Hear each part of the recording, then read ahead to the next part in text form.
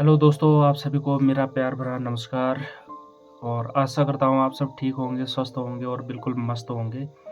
तो दोस्तों, आज 2 अक्टूबर है और हमारे देश के इतिहास में 2 अक्टूबर बहुत मायने रखता है, क्योंकि आज भारत के राष्ट्रपिता महात्मा गांधी जी का जन्मदिन है और भारत के दूसरे प्रधानमंत्री स्वर्गीय श्री लाल बहादुर शास्त्री जी का भी जन्मदिन है।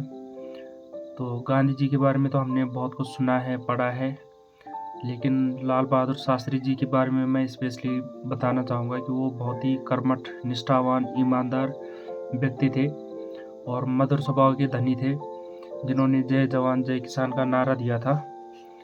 तो इन महात्माओं को पहाड़ी जंक्शन की तरफ से कोटि कोटि नमन। जैसा कि मैंने कहा, देश के इतिहास में 2 अक्टूबर का बहुत महत्व है, लेकिन उत्तराखंड के इतिहास में भी इस 2 अक्टूबर का कम महत्व नहीं है। वो क्यों, वो मैं आपको आगे बताता हूँ। वैसे तो ज़्यादातर लोग जानते होंगे, लेकिन जो लोग नहीं जानते होंगे उनके लिए मैं बता देता हूँ। जैसा कि आप सभी जानते हैं कि हमारा उत्तराखंड पहले उत्तर प्रदेश का हिस्सा था और उत्तर प्रदेश और उत्तराखंड एक बहुत बड़ा राज्य थे, और जिसकी वजह से उत्तराखंड का जो ये पहाड़ी क्षेत्र है ये प्रोग्रेस नहीं कर रहा था।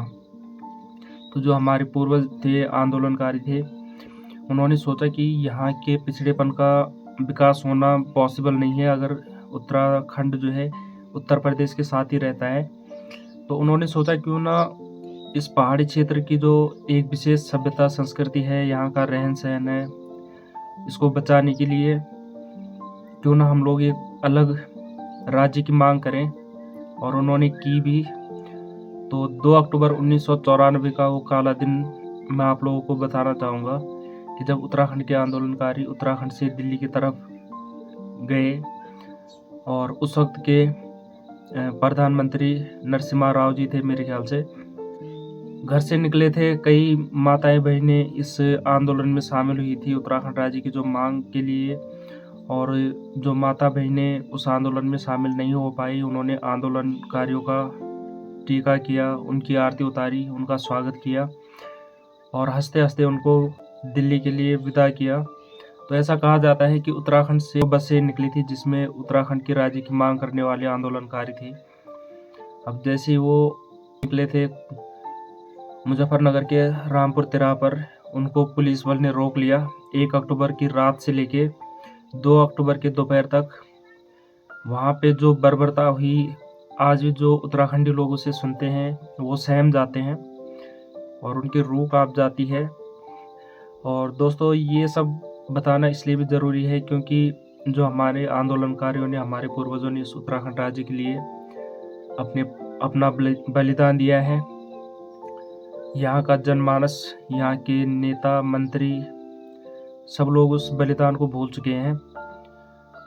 तो जैसा कि मैंने कहा, रामपुर तिराहा चौक पे उस वक्त उत्तर प्रदेश के मुख्यमंत्री मुलायम सिंह यादव जी थे, और जो पुलिस बल वहाँ पे तैनात था उन्होंने आंदोलनकारियों पे गोलियां बरसाई। कई लोग जो है वहाँ पे शहीद हो गए, कई बहुत बुरी ढंग से जख्मी हो गए, और जो महिलाएं उस आंदोलन में शामिल थी उनके साथ बलात्कार जैसी जघन्य अपराध को अंजाम दिया गया।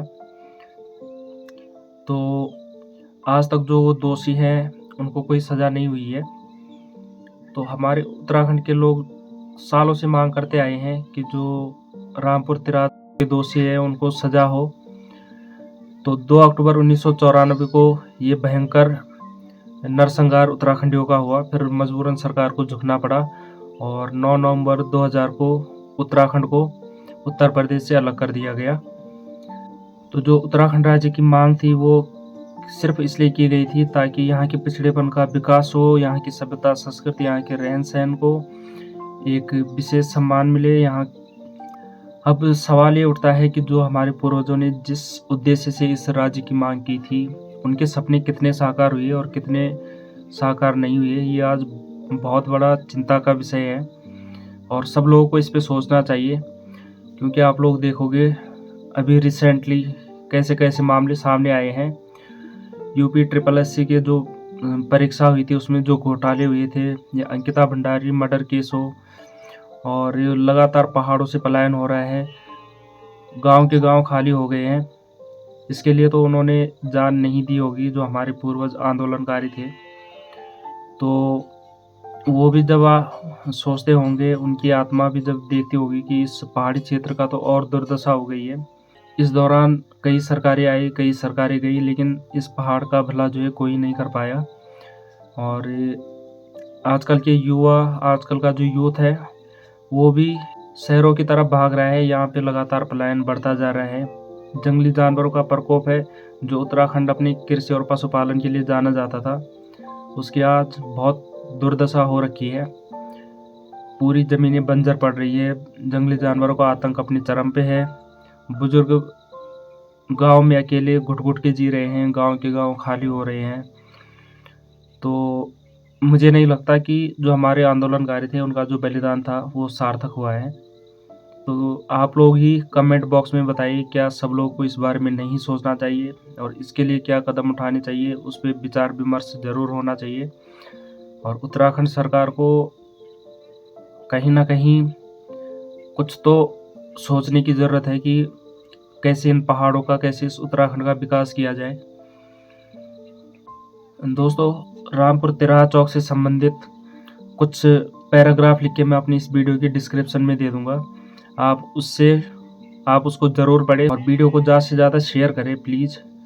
अगर आपको लगता है कि मेरी बातें सही हैं, तो इस वीडियो को ज़्यादा से ज़्यादा लोगों तक पहुँचाएँ, और आजकल की यूथ तक ज़रूर पहुँचाएँ, ताकि उनको लगे कि हमें किन मूल्यों में जो है ये उत्तराखंड राज्य मिला है।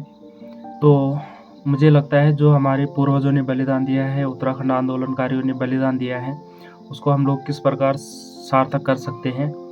उसके लिए हम लोग एकजुट हों, जागरूक हों, रिवर्स माइग्रेन करें, यानी रिवर्स पलायन जिसको हम कहते हैं। और कोई स्वरोजगार के लिए आगे आता है तो उसकी टांग न खींचिए, उसको सपोर्ट करें, उसको बढ़ावा दें।